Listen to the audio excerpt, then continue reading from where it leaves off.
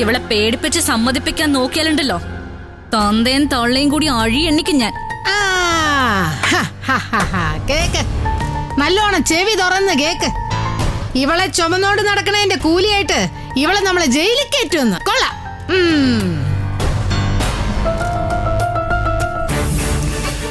എന്താടി നീ ഞങ്ങളെ പേടിപ്പിക്കുകയാണ്? ഒന്നുകിൽ ഞാൻ ചൂണ്ടിക്കാണിച്ചിരുന്നവനെ നീ കല്യാണം കഴിച്ചിരിക്കണം, അല്ലെങ്കിൽ കല്യാണിയെ ഞാൻ അവന് കെട്ടിച്ചു കൊടുക്കും. അതും നടന്നില്ലെങ്കിൽ അവളുടെ ചോറിൽ ഞാൻ വിഷം കലർത്തി കൊടുക്കും.